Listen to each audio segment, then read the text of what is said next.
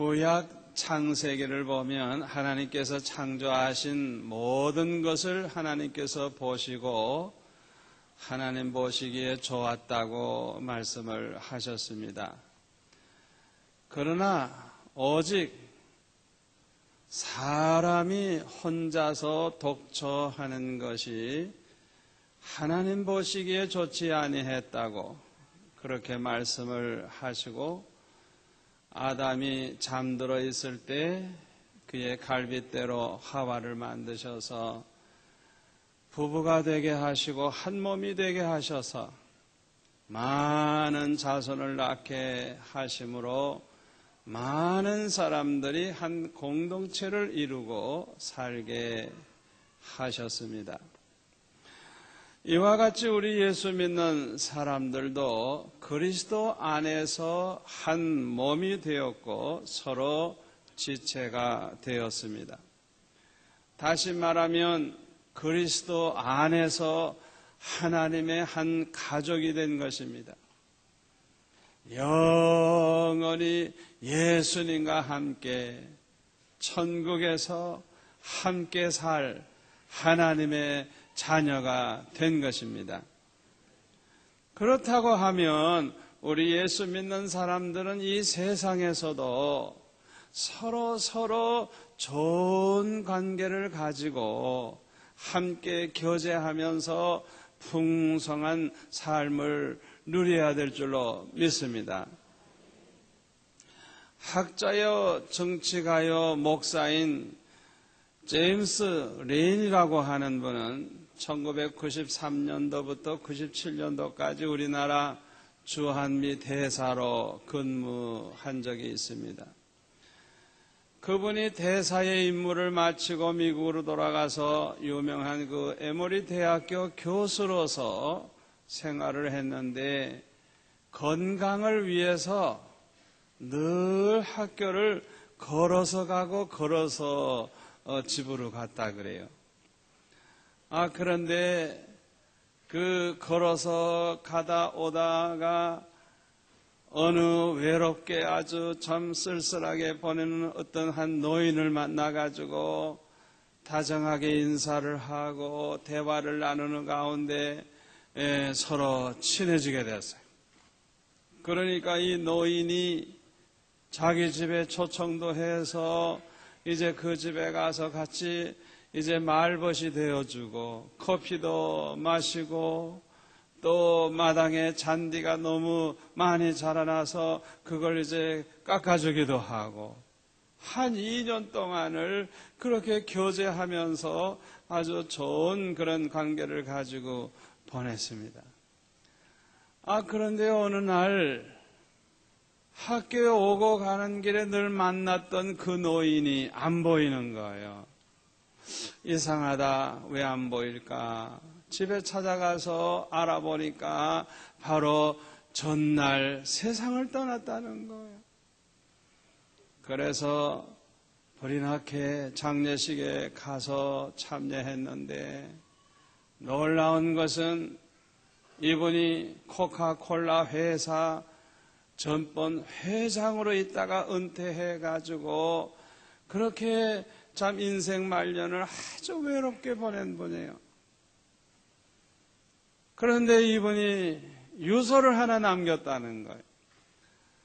그 유서를 받아보니까 뭐라고 기록이 되어 있는가 하니, 당신은 2년여 동안 내 집 앞을 지나면서 나의 말벗이 되어준 친구였어.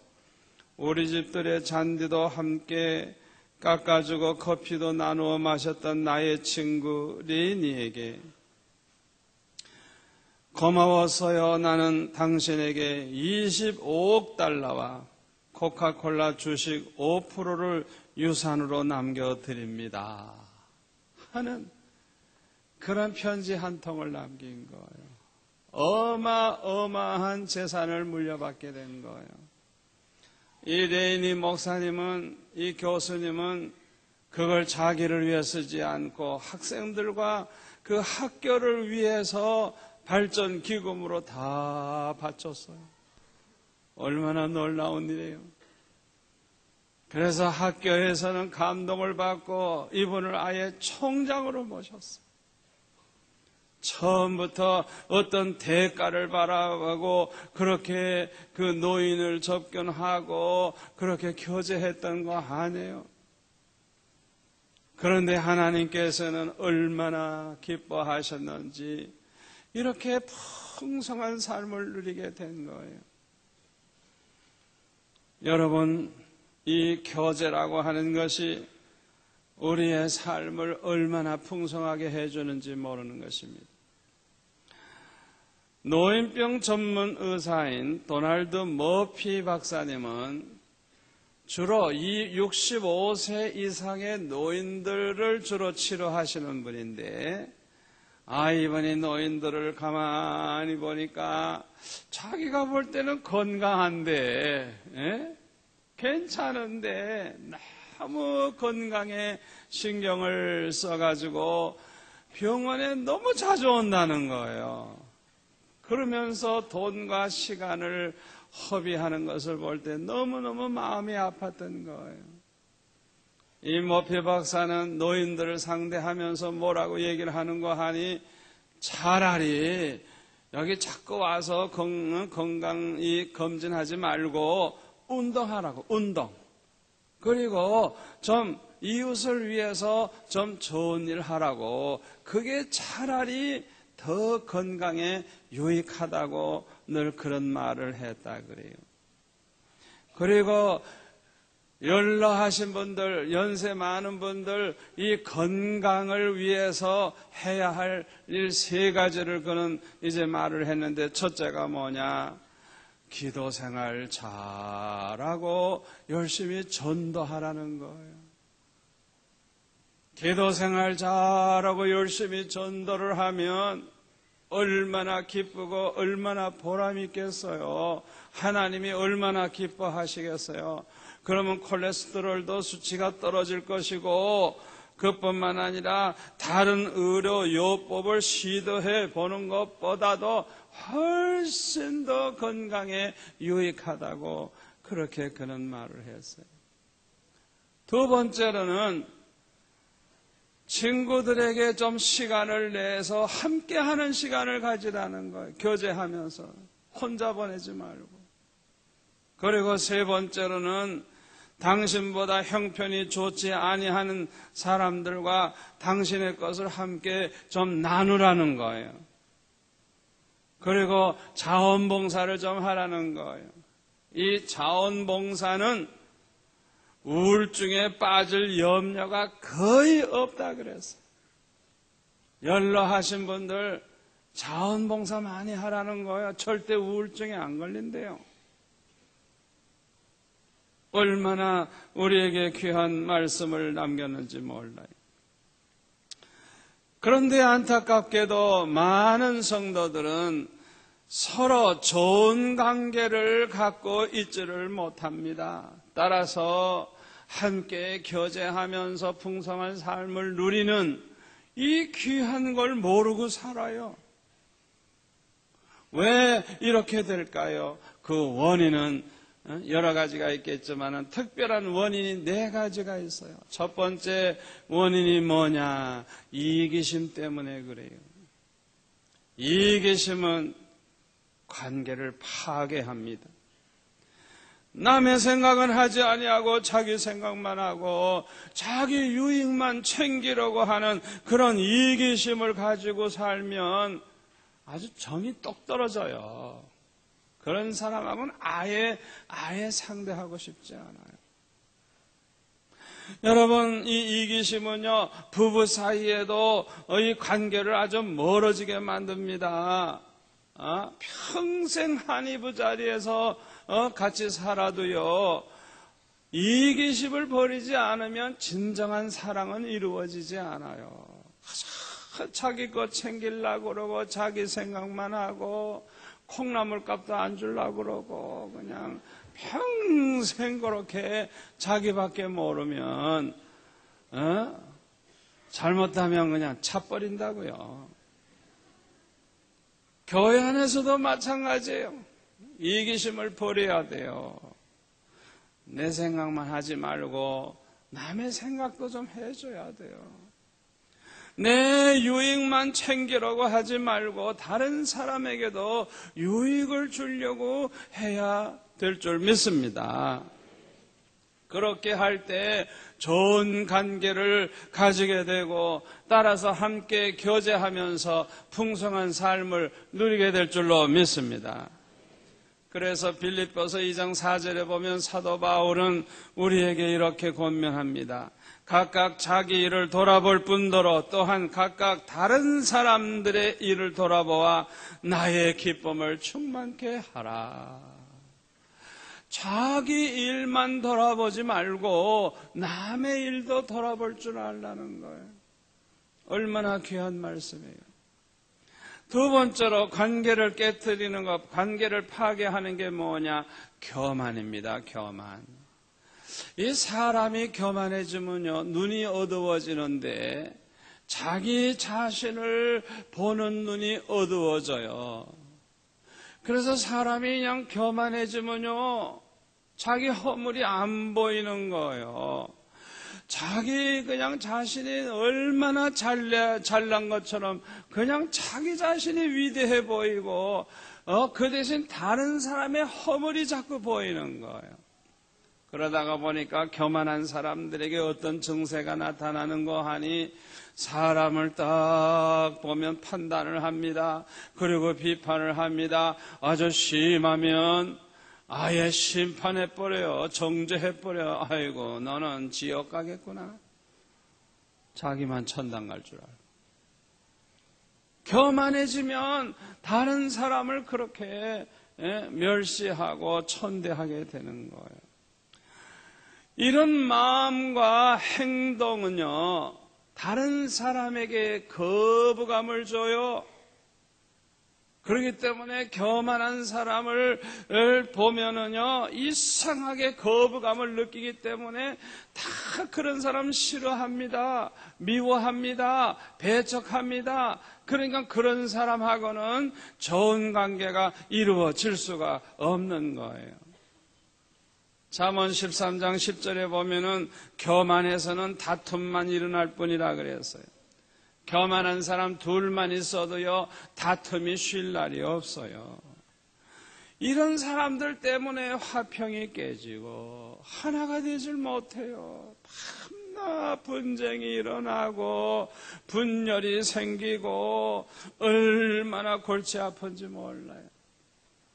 그래서 하나님께서는요, 교만한 자를 미워하신다 그랬고 대적하신다 그랬고 교만한 자를 아주 그냥 물리치신다 그래서. 그리고 잠언 16장 18절에 보니까 교만은 패망의 선봉이라 그랬어요. 잠언 15장 25절에 보면 하나님은 교만한 자의 집을 허신다 그랬어요. 잠언 11장 2절에 보면 교만이 오면 욕도 온다 그래요. 욕. 왜 그렇게 일을 잘하고 왜 굉장한데 왜 욕을 그렇게 먹느냐. 칭찬 들어야 될 사람이 욕을 먹어. 이유가 뭐냐. 교만해서요. 교만해서. 지가 잘났다고 그러고 자기가 최고라고 그러고 자기 혼자서만 다 모든 걸 하는 줄 알고 그렇게 교만하면 일은 일대로 하고 욕은 욕대로 퍼먹는 거예요. 교만해서 그래. 교만해서. 잠언 29장 23절에 보면 사람이 교만하면 낮아지겠고 마음이 겸손하면 영예를 얻으리라. 여러분 사람이 교만해가지고 높아지는 줄 알아요? 교만한 사람 보고 좋아할 사람 하나도 없어요. 아이고 저거 덜된 인간이구나. 아이고 골치 아픈 인간이구나. 다 싫어하니까 그냥 이 세상에서 그냥 낮아지고 나중에는 그냥 발바닥에 밟히는 인간 되는 거예요. 그러나 겸손하면 모든 사람이 칭찬하고 우러러보고 그러다가 보니까 영예를 얻게 된다는 거예요. 겸손은 교만과 반대로 관계를 아주 좋게 만들어줘요. 베드로전서 3장 8절에 보면 이런 말씀이 있어요. 마지막으로 말하노니 너희가 다 마음을 같이하여 채우라며 형제를 사랑하며 불쌍히 여기며 겸손하며 라고 말씀하고 있어요. 이 말씀 하나하나 깊이 생각해 보면 이 모든 거는 그냥 관계를 좋게 해주는 것들이에요. 이 말씀대로 행하면 관계가 좋아질 수밖에 없어요. 감리교의 창시자는 존 웨슬레와 조지 휘필드 박사입니다. 이 두 분이 아주 목회의 방법이 같고 구령의 열정도 똑같지만은 하나가 좀 틀려요. 신학적인 이 견해가 달라요. 그러니까 다른 건 다 좋은데 신학 문제를 놓고서는 싸우는 거예요. 갈라지는 거예요. 한 번은 기자가 찾아와 가지고 휘필드에게 이런 말을 해서요. 목사님, 웨슬레 목사님과 이 신학이 좀 다른데 목사님께서 천국에 가시면 웨슬레 목사님을 만나실 수 있을까요? 그렇게 질문했어요. 그때 휘필드 목사님은 암만 해도 만나지 못할 것 같다고. 이유가 뭐냐 하면 웨슬레 목사님은 하나님 보호자에 가까이 계실 것이고 나는 저 끝에 있을 것 같아서 못 만날 것 같다. 그렇게 겸손했다는 것. 비록 신학적인 그런 견해의 차이는 있지만은 그렇게 겸손한 마음으로 웨슬레 목사님을 그렇게 높이 존경을 하고 그렇게 했다는 거예요. 얼마나 훌륭한 사람. 우리가 이렇게 겸손한 마음을 가지고 산다고 하면 뭐 이렇게 의견이 다르고 생각이 달라도 얼마든지 좋은 관계를 가지고 살게 될 줄 믿습니다. 세 번째로 관계를 파괴하는 게 뭐냐? 두려움이에요. 두려움. 이 두려움이 관계를 파괴를 합니다. 대개 이 두려운 마음은 부정적인 생각을 할 때 생기는 거예요. 과거에 다른 사람들로부터 상처를 많이 받은 사람들일수록 부정적인 생각을 많이 하게 됩니다. 아이고, 이 사람 통해서 또 내가 사기당하는 거 아닌가? 이 사람 통해서 내가 또 무슨 곤란해? 그냥 과거의 그 상처 때문에 자꾸만 부정적인 생각을 하게 되는 거예요. 그렇게 되니까 사람 만나는 게 두렵고 아예 사람을 경계하게 되는 거예요. 그렇게 하다가 보니까 좋은 관계를 가질 수가 없는 것입니다. 우리 예수 믿는 사람들은요, 하나님 한 분 외에는요, 그 누구도 그 무엇도 두려워해서는 안 될 줄 믿습니다. 두려워할 필요가 없어요. 우리의 생사화복이 사람에게 있는 것도 아니고 세상에 있는 게 아니고 오직 하나님의 손에 있습니다. 하나님 한 분 외에는 우리가 두려워할 게 없어요. 잠언 29장 25절에 보면 사람을 두려워하면 올무에 걸리게 되거니와 여호와를 의지하는 자는 안전하리라. 그랬어요. 사람을 이렇게 두려워하는 그런 마음을 가지게 되면 어떻게 되는 줄 알아요? 그냥 본의 아니게 실수하게 되고요. 본의 아니게 실력 발휘도 못하고 자꾸 무능하게 되고요. 자신감을 잃어버리게 돼요. 우리 교회 와서 처음으로 설교하시는 분들 중에 보면은 그냥 뭐 마음에 이 두려움을 가지게 되면은 그 다음부터는 설교 죽쓰는 거예요. 그냥 완전. 그러니까 이 사람에 대해서 두려움을 가지면 안 되는 거예요. 두려움을 가지면. 하나님은 이 사람 두려워하는 사람을 사용하질 않아요.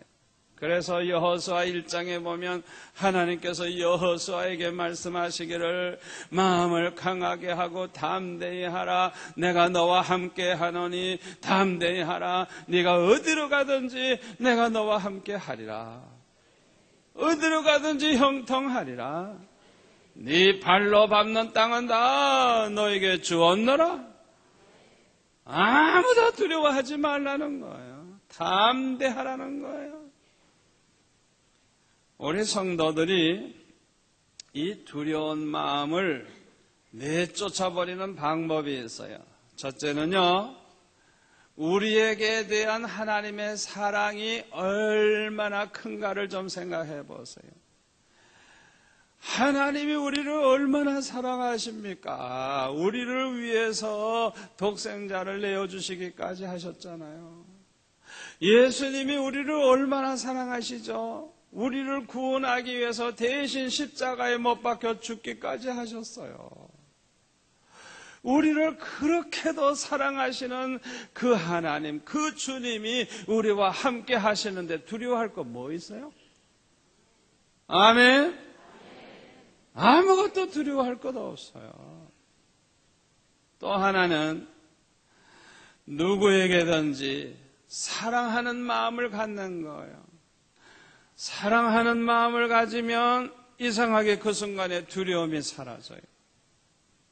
그래서 요한일서 4장 18절에 보면 사랑 안에 두려움이 없고 온전한 사랑이 두려움을 내어 쫓나니.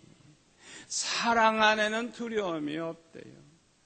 온전한 사랑이 두려움을 내어 쫓는데요.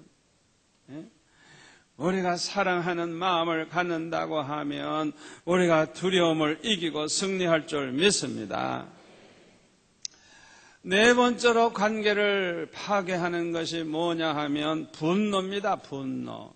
이 분노가 관계를 파괴해요. 욥기 5장 2절에 보면 분노가 미련한 자를 죽이고 시기가 어리석은 자를 멸하느니라. 잠언 29장 11절 어리석은 자는 그 노를 다 드러내어도 지혜로운 자는 그 노를 억제하느니라.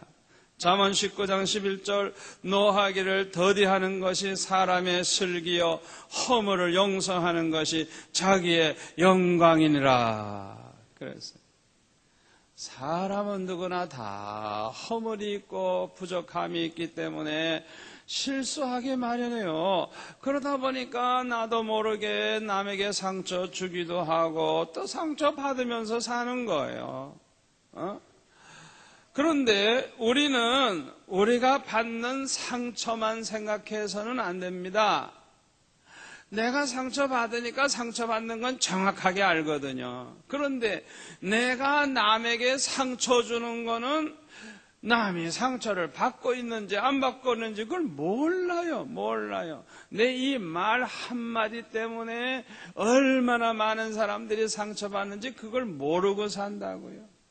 부부 사이에도 이 남편의 말 한마디에 의해서 천국이 됐다 지옥이 됐다 그런다고요. 그것도 모르고 말을 그냥 함부로 할 때가 얼마나 많습니까? 그러니까 누구나 다 그래요. 저부터도 그래요. 나도 모르는 사이에 많은 사람들에게 상처를 주고 있는 거예요. 그 사실을 우리는 알고 내가 상처를 받을 때는 10배, 100배 나도 남에게 상처 주고 있다는 사실을 알고 좀 화가 나도 참고 이해하고 용서하는 마음을 가질 수 있기를 바랍니다. 골로새서 3장 13절에 보면 누가 네게 혐의가 있거든 서로 용납하여 피차 용서하되 주께서 너희를 용서하신 것 같이 너희도 그리하고. 그랬어요. 용서하면서 살라고. 왜 우리가 용서하면서 살아야 되느냐? 몇 가지 이유가 있어요. 첫째로 우리가 용서를 못하고 막 분노를 품고 살아봤자 아무 유익이 없고 오히려 해가 되기 때문에 그래요. 여러분, 너무 분노를 품고 너무 화를 내다가는요, 혈압이 올라가서 죽을지도 몰라요. 조심해야 돼요. 너무너무 화내는 거 안 좋아요. 욥기에 보니까 분노가 미련한 자를 죽인다 그래서. 분노가 미련한 인간을 죽인다고. 그냥 이 분노를 너무 품는 사람 미련한 사람이에요. 결국은 분노 품다가 자기가 죽는 거예요. 잠언 29장 11절 어리석은 자는 그 노를 다 드러낸다고. 어리석은 사람은 자기가 화날 때 화를 다 내는 사람, 그게 어리석은 사람이래요. 왜 그런 줄 압니까? 유익이 하나도 없어요. 화 자꾸 내면요, 건강에도 안 좋아요. 인격적으로도요, 존경 못 받아요.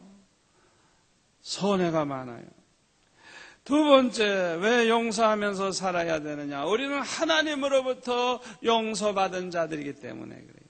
아멘. 그러므로 우리는 남에게도 용서해야 돼요.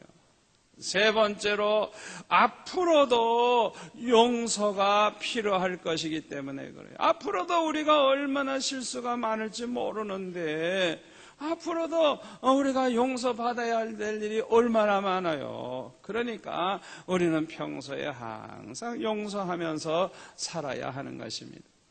네 번째 이유는 뭐냐? 용서하면서 살면 마음의 천국이 이루어지기 때문에 그래요. 서로 용서하면서 살면 가정 천국이 이루어지고 교회 천국이 이루어지고 서로 용서하는 그 사회는 좋은 사회가 될 줄로 믿습니다. 어느 집사님이 말기암에 걸려가지고 이제 운명할 날이 가까웠어요. 목사님이 신방을 했더니 목사님께 부탁을 하기를, 목사님, 제가 10년 전에 예수 믿기 전에 우리 교회 아무개 집사하고 아주 대판 싸운 적이 있다고. 그때 그냥 막 삽을 들고 그냥 막 죽일 듯이 그냥 그렇게 싸웠는데, 그 후에 내가 예수를 믿고 이 교회에 나오게 됐는데 지금까지 10년이 지나도록 그 집사하고는 말도 안 하고 계속 그냥 원수같이 그렇게 지내왔다는 거예요. 그런데 자기가 이제 죽을 거 생각하니까 너무너무 마음이 아프다는 거예요. 그래서 목사님께 부탁하기를, 목사님, 내가 그 아무개 집사님에게 내가 진심으로 용서를 빌고 싶다고. 그리고 나도 그분이 나한테 잘못한 거 내가 다 용서할 테니까 좀 그걸 전달을 해달라고. 목사님이 연락을 하셨겠죠. 그분이 와가지고 이제 세상 떠나는 사람에게 뭐라 그러겠어요. 그냥 10년 전에 내가 잘못했다고 용서를 빌고 서로 용서한다 그러고 서로 안아주고, 그러다가 보니까 그냥 얼마나 기쁨이 충만한 가운데서 눈을 감더래요. 세상을 떠나더래요. 얼마나 아름다운 그런 마지막입니까? 여러분, 우리가 어떤 과거가 있다고 할지라도 용서할 때 오히려 기쁨이 생기고 행복해진다는 걸 믿으시기를 바랍니다. 어떤 노인이 시골에서 상경을 했는데 아들 집에 와서 보니까 아들이 사는 집 한 모퉁이에 짜투리 땅이 있어요. 그런데 그냥 동네 사람들이 거기에다가 쓰레기를 다 버리는 거예요. 아무리 호소문을 써붙이고 경고문을 써붙여도 안 돼. 그냥 자고 나면 그냥 쓰레기가 쌓이는 거예요. 그래가지고 이 아들이 아버지에게 그 고민을 털어놨더니 그 아버지가, 그래? 그러면 내가 해결하지 하고 연로한 아버지가, 시골에서 올라오신 이 아버지가 시장에 가서 그냥 호미를 하나 사가지고 오시더니 그냥 그 짜투리 땅을 그냥 뭐 자갈 같은 거 걷어내고 그걸 깊이 파가지고 아주 그냥 그 텃밭을 만들어서 거기에다가 이제 삼추도 심고 고추도 심고 그랬어요.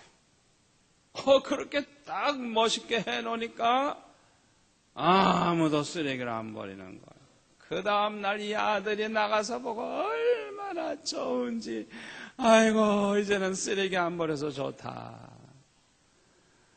한 달, 두 달 지나가니까 이제는 그냥 삼추가 이제 커지고 이 고추가 그냥 막 나고 그러잖아요.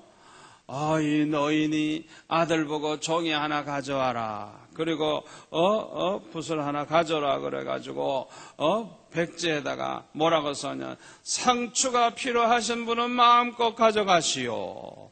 고추도 원하신다면 마음껏 가져가시오. 써붙였어요. 그러니까 동네 사람들이 오다 가다 그걸 보고 뭐 마음대로 가져가라 그랬으니까 고추로 가서 고추 따가고 삼주도 이렇게 컸으면 이제 먹을 만한 거 다 가져가고 화를 내고 싸워봤자 얻는 소득이 뭐예요? 다 그냥 용서하고 오히려 그렇게 봉사를 하고 친절을 베풀고 사랑을 베푸니까 온 동네 사람들이 칭찬을 하고 존경을 하고 여러분, 세상이 이래야 좋은 세상, 밝은 세상이 될 줄로 믿습니다. 관계를 파괴하는 것이 이외에도 많이 있습니다만은 이 네 가지가 제일 중요한 원인이에요. 저와 여러분 안에 이 네 가지 중에 하나라도 남아있다고 하면 그것은 믿음이 그만큼 성숙하지 못했기 때문에 그러는 거예요. 우리가 믿음이 성숙하려고 하면 은혜를 받아야 돼요. 성령의 은혜를 받아야 돼요. 은혜를 받으면 믿음이 성숙해지고 믿음이 성숙할수록 주님의 인격, 주님의 성품을 담게 돼요. 그리고 사랑이 충만해지는 것입니다. 이런 사람들은 함께 교제하는 가운데 더욱 풍성한 삶을 누리게 될 줄로 믿습니다.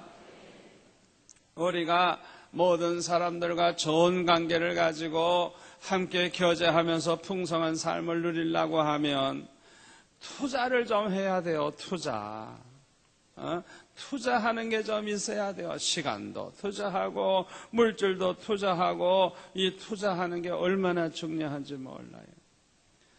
어떤 청년이 감옥 생활을 마치고 추록을 했는데 아무도 환영해 주는 사람이 없어요. 취직도 안 돼. 그러니까 할 일이 없으니까 넉마주의를 했네요. 그래가지고 쓰레기통을 뒤지면서 쓸만한 거 있나 항상 그냥 그 쓰레기를 주워가지고 어제 먹고 살아야 되는데 어느 날 추운 겨울날 부잣집 앞에 오게 됐어요.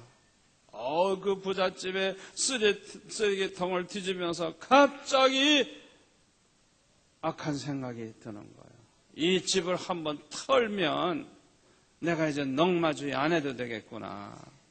이 집을 털면 내가 이제는 고생 안 해도 되겠구나. 내가 한 번만 털어야 되겠다. 악한 마음을 딱 가진 거예요. 그래가지고 흉규를 이제 하나 준비해가지고 딱 준비해서 이제 찾아와서 문에 그 초인종을 누르는 거예요. 그 순간에 교회 갔다가 막 돌아오는 주인이 성경 찬송가 끼고 돌아오는데 자기 집에 누가 서 있으니까 아이고 어떻게 오셨느냐고 가만히 보니까 옷도 남루하고 냄새가 나고 이런 사람이 와 있으니까 아이고 들어오라고 그래가지고 강도인지도 모르고 그냥 대접을 하는 거예요. 그냥 빵도 주고 따뜻한 우유도 덮여주고 그냥 대접을 하는 거예요. 너무 사랑을 베풀고 친절을 베푸니까 강도질할 마음이 없어졌네. 그래가지고 오히려 전도를 받아가지고 예수 믿게 돼가지고 변화가 돼서 아주 좋은 관계를 이루게 됐다는 거예요.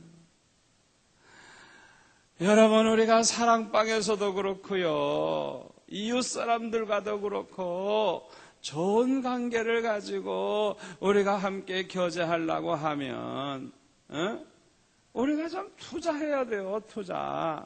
아이고 목사님, 난 가난해서 아무것도 줄 게 없는데요.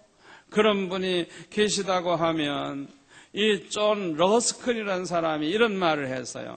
이 말을 들으시면 좋을 것 같아요. 재물이 없는 가난한 사람이 남에게 줄 수 있는 거 7가지를 이렇게 말했어요. 첫째, 남을 위해서 몸으로 얼마든지 봉사할 수 있다는 거예요. 두 번째, 남에게 따뜻한 마음을 줄 수 있다는 거예요. 세 번째, 남에게 평온한 느낌을 주는 눈으로 도울 수 있다는 거예요. 평안한 느낌으로 그 사람을 바라보는 그 눈, 그게 얼마나 그 사람에게 참 기쁨이 되겠어요. 네 번째로, 온화한 얼굴 표정을 남에게 줄 수 있다. 다섯째, 친절하고 따뜻한 말을 가지고 도울 수 있다. 여섯째, 남에게 자리를 양보할 수 있다. 일곱째, 남에게 따뜻한 방을 빌려줄 수 있다. 아무리 가난해도 할 수 있는 것 7가지를 이렇게 얘기하는 거예요. 투자가 필요해요. 투자가 필요해요. 아무쪼록 오늘 주신 말씀 그대로 여러분들이 실천에 옮기셔서 모든 사람과 좋은 관계를 가지고 함께 교제하면서 풍성한 삶을 누리게 되시기를 축원합니다. 기도하겠습니다. 아버지 하나님, 감사합니다. 오늘 주신 말씀이 우리에게 축복이 될 줄로 믿습니다. 실천에 옮길 수 있도록 성령이여 도와주옵소서. 예수님의 이름으로 기도하옵나이다. 아멘.